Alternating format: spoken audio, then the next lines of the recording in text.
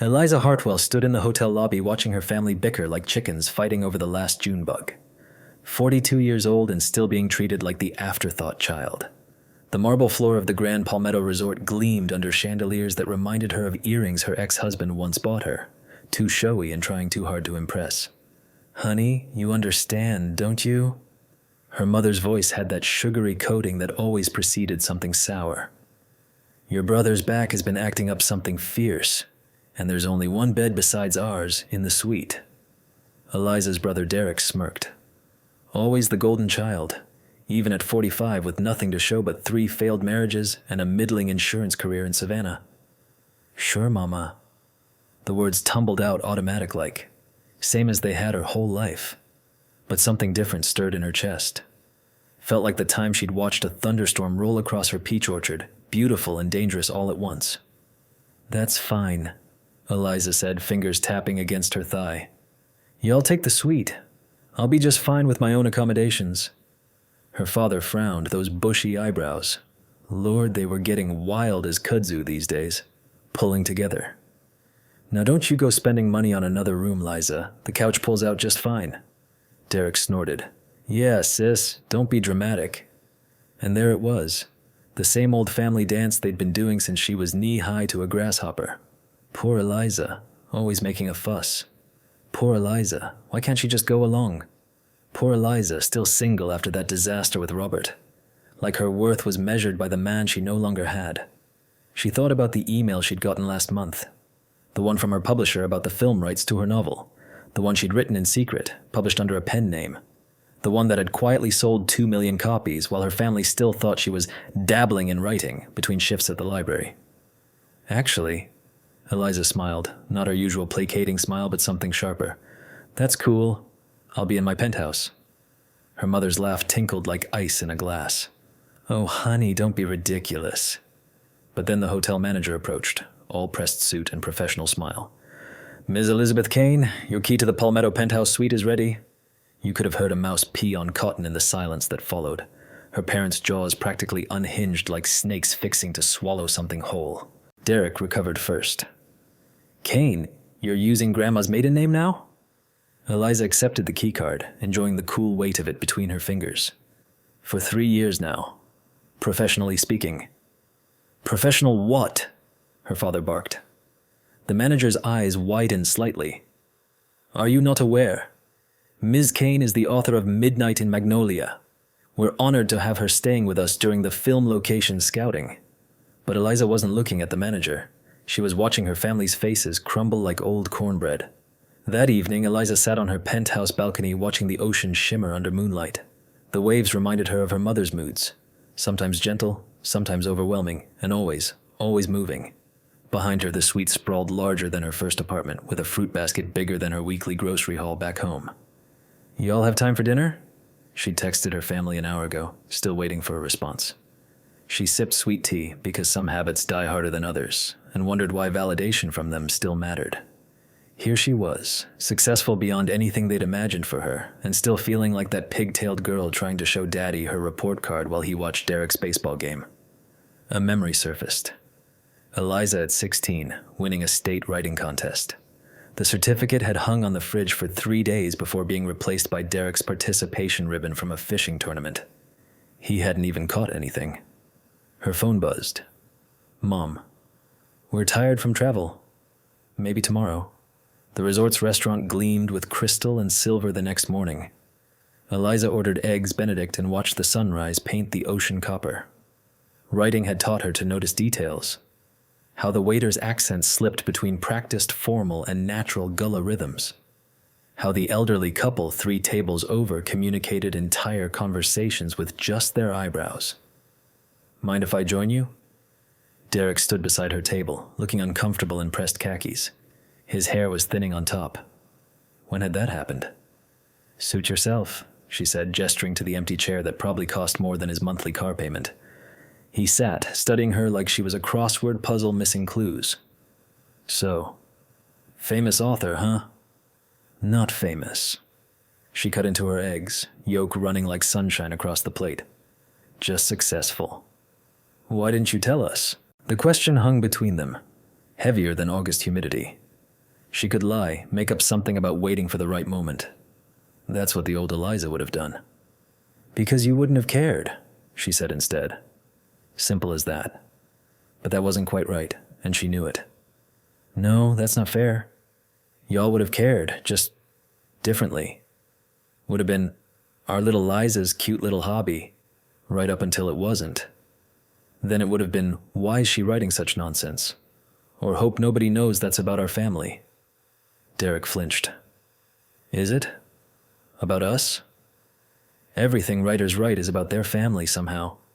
She wiped her mouth with the napkin. Even when we think it ain't. A waiter refilled her coffee. Proper coffee, strong as sin and twice as bitter, not the fancy frou-frou stuff the menu advertised. I read it, Derek admitted quietly. After the manager yesterday. Stayed up all night with the e-book. His fingers twisted the napkin into a tortured spiral. It's good, Liza. Real good. That character, the brother who can't keep his life straight. That's me, isn't it? Some of you. Some of Cousin Terrence. Some made up whole cloth. She paused. He finds his way at the end, that character. More than I gave you credit for. Derek's laugh cracked at the edges. I'm still looking for my way, to be honest. Something softened in Eliza that had been hard for years. Her brother wasn't the villain in her story, just another character with his own struggles, his own chapters she hadn't been reading. You been writing long? He asked. Since I was 12. Remember that diary with the busted lock you found? The one I read to my friends? His face flushed red as a tomato left too long on the vine. Jesus, Liza. I was such a shit. Weren't we all? The memory stung less than it should have. That diary taught me to hide my writing better. Maybe I should thank you. A comfortable silence settled between them. First one in 20 years, by Eliza's reckoning. She found herself noticing things about her brother she'd missed. The crow's feet that deepened when he smiled genuine. The way his hands, Daddy's hands really, couldn't stay still on the table. Mama and Daddy coming down? She finally asked. They're processing. You know how they get. Yeah, she knew. Daddy would bluster and pace, making declarations about surprises and keeping family informed. Mama would sit quiet, lips pressed thin, mentally rewriting history so she'd been supportive all along. The food arrived for Derek, pancakes drowned in syrup, just like when he was 10. Some things never changed. Your publisher really put you up in the Penthouse? He asked between bites. Production company, she corrected. They're scouting locations this week. Want me to consult since the book's set around here. Here? But the book's about mountains. It's fiction, Derek. The mountains are real. The town ain't. Her phone buzzed with a text from the location scout. Meeting in 30 minutes. I should go, she said, signaling for the check. Wait. Derek reached across, his hand stopping short of touching hers. Family dinner tonight? Might help with Mama and Daddy. Eliza hesitated, feeling that familiar tug of obligation, but she wasn't the old Eliza anymore. Can't tonight. Have a dinner meeting. She softened it with a smile. Breakfast tomorrow? Ain't that the truth, she thought.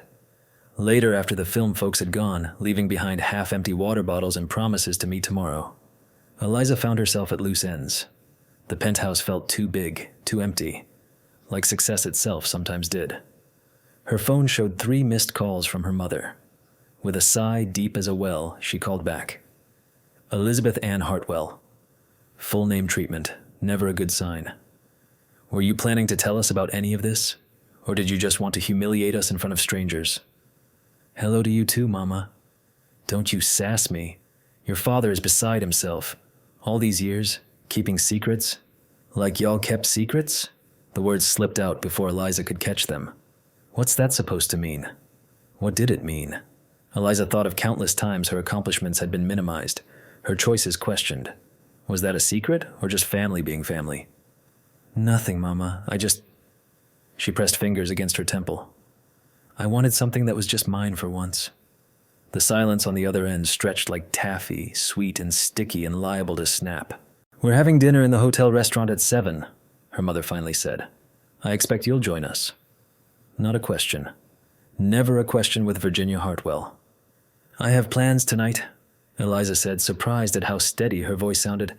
Business dinner. Another silence. Then, more important than family? And there it was. The trap she'd fallen into her whole life. Family above all, except when it came to recognizing her needs. Different. Not more important. She gazed out at the darkening sky, a bruised purple like the time she'd fallen from the oak tree in their backyard. Daddy had carried her inside, his arms strong and safe, while Mama fretted about tetanus and dirty clothes. I'm free for breakfast tomorrow. We're leaving tomorrow, early checkout. Of course they were. I see. Eliza swallowed. Then I guess we'll catch up next time. I guess we will. Her mother's voice had that particular edge that had always made Eliza cave. Not this time. The business dinner buzzed with excitement. The production team had found perfect locations. The studio executives were pleased with the budget projections, and Eliza found herself caught up in their enthusiasm despite the hollow feeling her mother's call had left. To Midnight in Magnolia, Tanya raised her glass, and to E.K. Kane, without whom none of us would be here. The toast warmed Eliza more than the drink. These people valued what she'd created. They saw her. Walking back through the lobby afterward, slightly tipsy on success and validation, she spotted them, her family, returning from dinner. Her father's posture rigid as ever, Mother's arm looped through his, Derek trailing behind like always. She could avoid them, duck behind the enormous floral arrangement and take the service elevator. But something, maybe the 3 glasses of tea or maybe 42 years of running from confrontation, made her walk straight toward them instead. Evening, y'all, she said, stopping their procession across the marble. Her father looked at her like she was a stranger. In some ways, maybe she was. Had your fancy dinner? Her mother's smile was tight as new shoes. It was work, Mama. Eliza kept her voice gentle. And yes, it was productive. Her father harumphed, that particular sound he'd perfected over decades of disapproval. Quite the success story you've become, writing stories about people's private business. It's fiction, Daddy. Fiction that's got you in a penthouse while your family sleeps 3 floors down. Derek surprisingly stepped forward. Dad, come on. Liza's worked hard. We should be proud. Bless him for trying, but their father just scowled deeper. Proud of what? Stories full of made-up nonsense? People airing family laundry for anyone to read? You haven't even read it, Eliza said quietly. Don't need to. Derek told us enough. Eliza shot her brother a look, but he shook his head slightly. Not what you think. An elderly couple passed by, giving them curious glances. Their family drama was becoming a spectacle in the elegant lobby. Maybe we should take this upstairs, her mother suggested, ever conscious of appearances. Good idea. Eliza straightened her shoulders. My suite has plenty of room. Watching her parents enter her penthouse was like seeing cats dropped in water, all wide eyes and visible discomfort. Her mother's gaze catalogued every luxury while pretending not to notice. Her father stood stiff as a fence post by the windows. Nice view, he finally said, which from William Hartwell was practically a standing ovation. The film people are covering it, Eliza explained, suddenly feeling the need to justify her success. Old habits. Derek wandered to the bookshelf where copies of her novels sat in various translations. Holy cow, Lisa, is that Russian? And Mandarin, and German. She shrugged like it was nothing, though seeing the books still gave her a little thrill every time. You all want something to drink? There's a fully stocked... We're not staying, her father interrupted. Just wanted to say our goodbyes since you were too busy for family dinner. Her mother shot him a look. William. What? It's true. Suddenly too big for the people who raised her. That's not fair, Eliza said, surprising herself with the steel in her voice. I've spent my whole life trying to be what y'all wanted. And what's that supposed to mean? Her father's face reddened like it always did before a storm. It means, Eliza said, finding words for feelings she'd buried deeper than fence posts, that nothing I did was ever quite right. Never quite enough. Derek got baseball trophies on the mantle while my writing awards went in a drawer. Now that's just... Let her talk, Dad, Derek said quietly. Her father's mouth snapped shut in surprise. I love y'all. I do. Eliza's heart hammered like a woodpecker against pine. But I needed to find out who I was away from being just your daughter, Derek's little sister. So I wrote under a different name and built something that was just mine. Her mother sank onto the plush sofa, looking suddenly older. Were we really so terrible? Not terrible. Eliza sat beside her, close but not touching. Just focused elsewhere. I'm not blaming you. I'm just explaining. Explaining why you hid your success from your own family. Her father remained standing, hurt visible beneath his anger. I guess I wanted to be more than a surprise when I finally told you. I wanted to be undeniable. The silence that followed felt heavy as August humidity. Finally, her mother reached over and took Eliza's hand. Her fingers were cool and dry, familiar as childhood. I'm sorry we made you feel that way, sugar. The simple words unlocked something in Eliza's chest. Not complete healing, that would take more than one conversation in a fancy hotel suite, but a start. Her father cleared his throat. This book of yours, it any good? Despite herself, Eliza laughed. 2 million copies sold says it might be. 2 million? His eyebrows shot up like startled caterpillars. Good Lord. William, her mother said with unexpected firmness. We're staying an extra day. I want to hear all about Eliza's book, and I want to meet these movie people. Her father looked ready to argue, then caught something in his wife's expression that made him reconsider. Suppose one more night won't hurt. Derek grinned. Besides, we haven't even seen her sign an autograph yet. Nobody wants my autograph, Eliza protested, feeling her cheeks warm. The girl at the front desk does. I might have mentioned you're my sister. And just like that, the atmosphere shifted. Not completely healed, but lighter. Her father asked gruff questions about publishing that revealed genuine interest beneath the bluster. Her mother wanted to know if Eliza would be in the movie. No, Mama. Authors don't appear in the films. Derek sprawled on the couch like he belonged there, occasionally throwing in comments that made everyone laugh. They weren't perfect. The old patterns still flickered beneath their conversation.